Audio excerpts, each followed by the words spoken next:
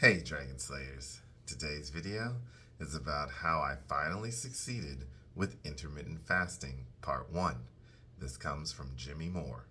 Don't forget to like and subscribe because it really helps the channel out. Let's get started.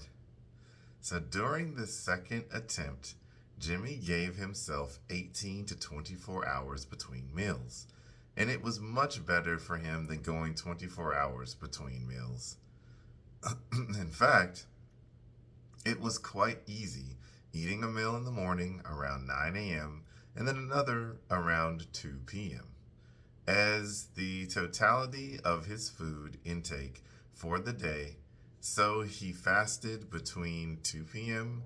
one day and 9 a.m. the next day, about 19 hours.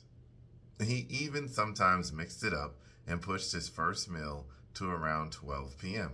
and then the second meal to 5:30 p.m. for a shorter feeding window. He felt very comfortable doing this and became very natural to him. He hadn't forgotten about the idea of an extended period of fasting as a way to boost his health. When he interviewed Dr. Thomas Seyfried on his podcast in 2009, he was adamant that a 1-week fast would be beneficial as an annual cancer prevention strategy. Of course, most people can't, or more realistically won't, do something like that. But what would it be like to actually try it for himself? Once intermittent fasting started to become more natural to Jimmy, in 2011, he decided it might be time to push the total fasting time to an entire 7 days. Would he make it through a longer fast? He wasn't really sure at the time, but he's so glad that he put aside his fears and gave it the old college try. In addition to his growing ease with intermittent fasting, 2 things gave him more confidence to try an extended fast.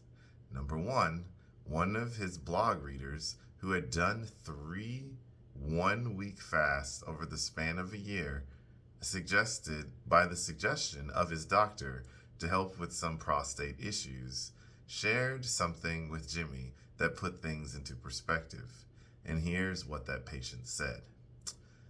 They said that the way you experience yourself physically when you are fasting is practically identical to the way you experience yourself physically when you are eating.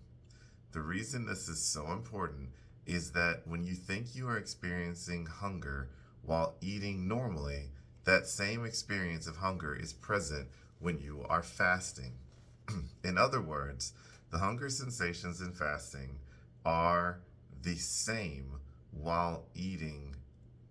So basically, the hunger sensations in fasting are the same that you would get while you're eating normally. So you have to ask yourself, how can you be hungry when you have eaten 3 hours ago, when it is the same hunger sensation you have not eaten, that you've not eaten anything for an entire week? What we think hunger is not really hunger. That impulse to eat cannot be taken seriously. So that's what I've got for you guys today. Don't forget to like and subscribe because it really helps the channel out. And remember, guys, that together, you and I will slay the dreaded diabetes dragon.